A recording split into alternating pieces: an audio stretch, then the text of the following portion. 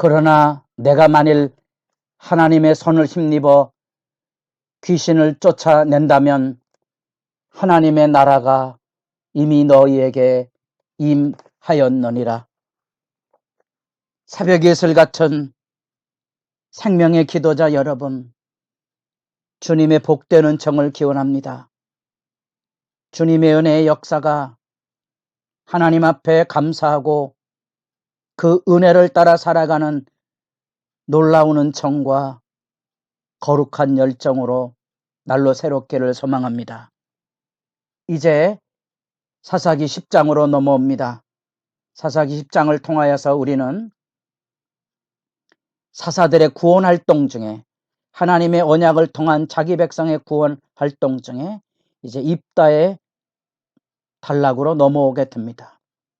그 입다의 이야기 전에 우리는 흔히 소사사로 알려졌던 돌라와 야일의 간단한 보고를 만나게 됩니다. 이사갈 출신으로 에브라임의 3일에 거하며 이스라엘을 구원했던, 그래서 23년간의 평안을 가져왔던 돌라의 이야기와 이스라엘 백성들 속에 야일이라는 사람이 일어나서 22년 동안 사사가 됐는데, 놀랍지만 이제 이 야일은 이스라엘 백성을 구원했다는 이야기가 나타나 있지 않고 뜻밖의 아들이 30이 있었고 어린 낙이 30을 탔고 성읍 30을 가졌다는 이야기가 나오게 됩니다. 뭔가 아구가 맞지 않는 그런 점에서 이제 사사들도 정상적인 역할을 감당하지 못하고 기드온 이후로 왕처럼 권세나 지위로 오염되고 타락된 슬픈 흐름을 우리가 이 소사사의 언급 안에서도 이제 만나보게 됩니다. 왠지 이후에 전개되는 사사들의 역사 속에 드리워진 암운을, 어두운 그림자를 지켜보는 두려움이 이런 말씀을 읽을 때 마음에 다가오게 됩니다. 10장 6절로부터 이제 12장 7절까지가 입다의 단락입니다. 기드온과 아비멜렉에 이어서 이제 입다와 삼손의 이야기들이, 그 담론들이 제법 긴 내용을 담고 있습니다. 그 사사 입다의 배경으로서 우리는 우리가 읽고 있는 10장 6절로부터 18절까지 사사 입다 시대 때의 배경이 뭔지를 살피게 되는데, 6절 말씀 시대 배경이 다시 나옵니다. 여호와의 목전에 악을 행하여. 반복되는 악행의 사건이 고발되고 드러나고 있습니다. 그리고 이제 충격적인 언급들이 이어져 가는데, 바알과 아스타롯과 아람의 신들과 시돈의 신들과 모압의 신들과 암몬 자손의 신들과 블레셋 사람들의 신들을 섬기고 여호와를 버리고 그를 섬기지 아니하므로 가나안의 대표적인 부족의 7 부족 신들의 잡신 목록을 여기 이렇게 언급하고 있습니다. 세대가 얼마나 악하여졌는지 사사들이 제자리에 서서 활동하는 그 의미가 이제는 더 이상 가치가 없을 정도로 하나님께서 이스라엘 백성의 약속의 땅으로 준 그 땅이 이제 다시 하나님께서 심판해서 쓸어내야 될 만큼 하나님의 백성이 하나님이 주신 약속의 땅을 더럽힌 총체적인 난맥상을 여기 잘 보여주고 있습니다. 그런 점에서 보면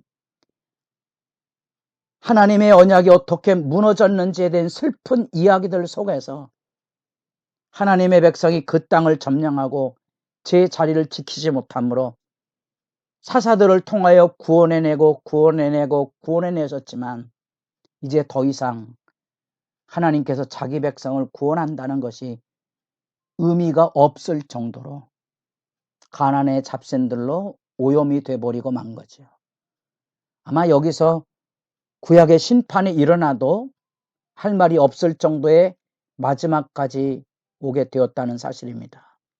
이것이 이제 영적 어둠이 깊어진 것이고, 우리는 이후에 일어나는 사건들 속에 하나님께서 얼마나 자기 백성을 오래 참으셔야만 됐던가 하는 사실들을 역사의 흐름 속에서 만나보게 됩니다.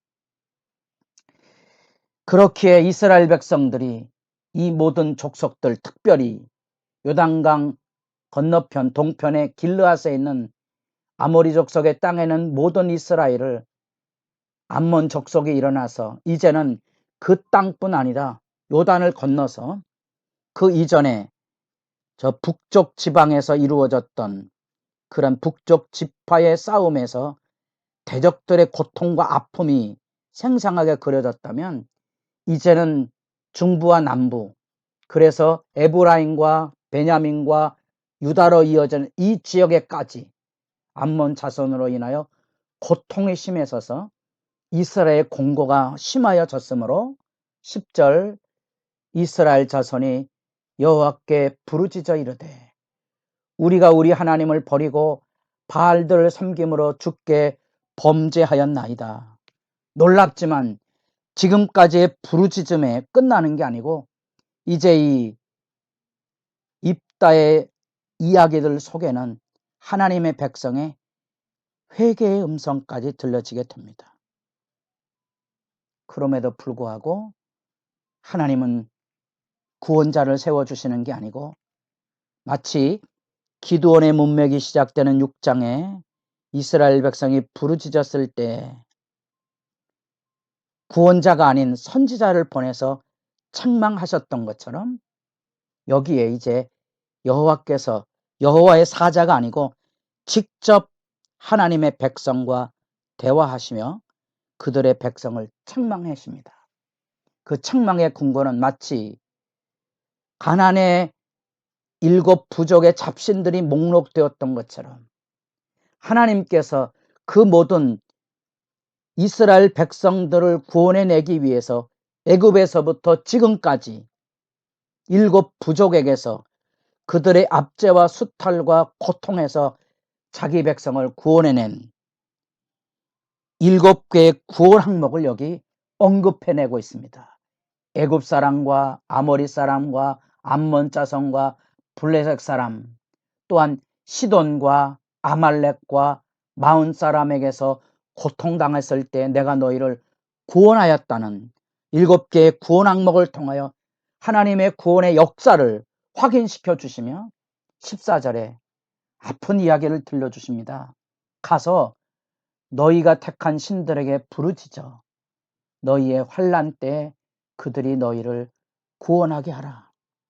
너희들이 각자의 신들을 믿고 있으니 너희들이 좋아하는 대로 가나안의 모든 족속들의 신들을 섬기고 있으니 그 신들에게 가서 구원을 요청하라고 하나님께서 책망하며 어찌 보면 하나님의 존전에서 내쫓는 말씀을 하고 계신 거지요.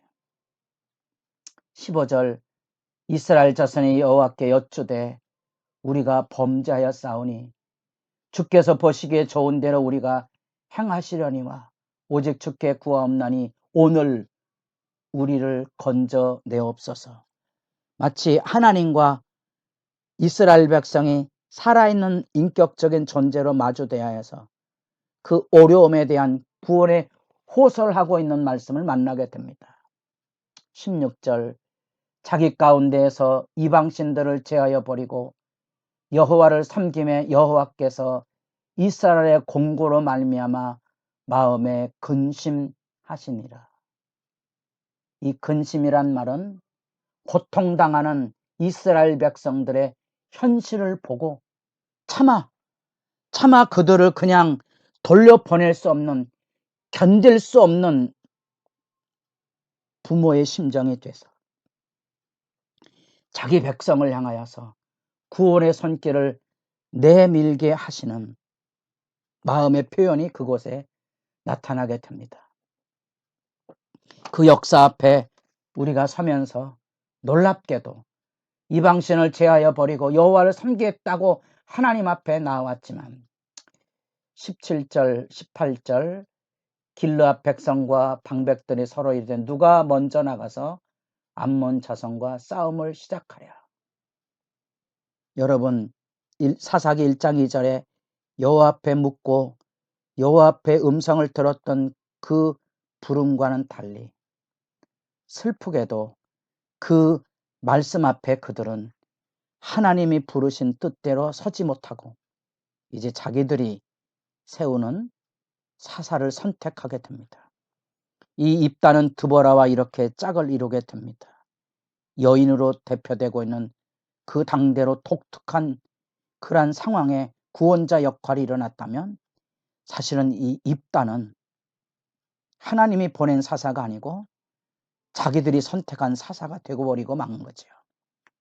이것이 이제 사사시대의 타락이 얼마나 강팍하고 심화되었는지, 그리고 소사사 야일을 통하여 보는 것처럼 이제 사사들도 제 역할이 뭔지를 모를 정도로 왕권하에 오염이 돼서 그렇게 치달아가고 있는 모습을 보고, 이스라엘 백성의 이 7 부족의 잡신들을, 모든 신들을 섬기는 그 실태의 오염 앞에서 입이 다물어지지 않는 부패와 타락성의 모습을 보고, 그 부르짖음과 회개에도 하나님이 직접 책망하시지만 하나님의 마음의 근심, 고통당하는 것을 보고 견디지 못하는 이 하나님의 구원의 열심에 대하여 과연 이 사사 입다의 배경이 어떻게 전개될지 눈물로 그 말씀을 기다릴 수밖에 없습니다.